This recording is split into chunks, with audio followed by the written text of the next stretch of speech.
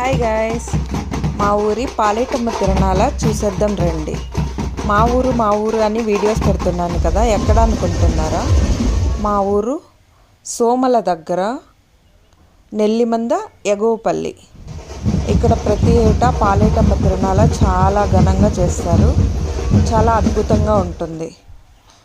మీకు దాన్ని చూపించే ప్రయత్నం చేస్తాను.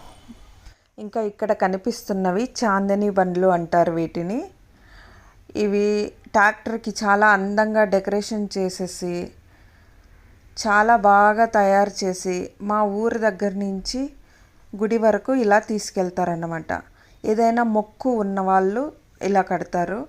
ఇంకా ఊరంతా కలిసి కూడా చందాలు వేసుకొని అమ్మవారికి ఇలా చేయడం ఆచారం ఇక్కడ. ఇంకా ఈ బండ్లతో పాటు ప్రతి ఇంట్లోన బోనం అనేది తయారు చేసి అమ్మవారికి తీసుకెళ్ళడం ఇక్కడి ఆచారం. ప్రతి ఒక్కరూ బోనం చేసి ఈ బండ్ల వెనకాలే నిదానంగా నడుచుకుంటూ అమ్మవారికి తీసుకెళ్తారు.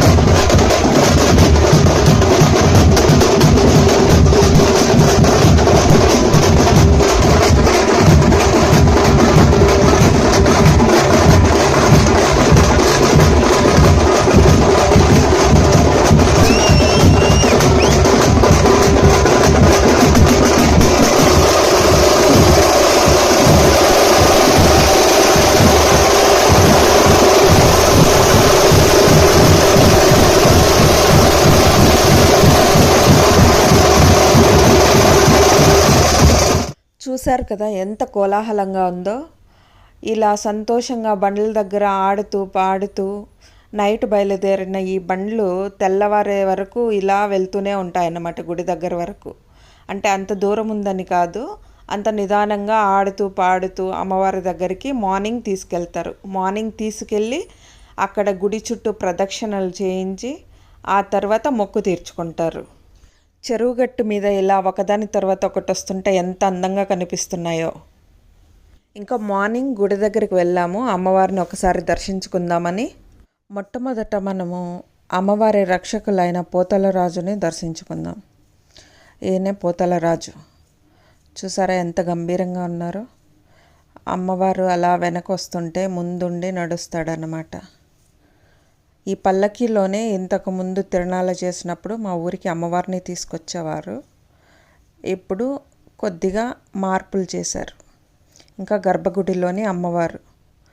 ఈవిడే మా ఊరిని కాపాడే తల్లి పాలేటమ్మ. వెనకాల ఉన్న శిలలే ఉంటాయి ఎప్పుడు.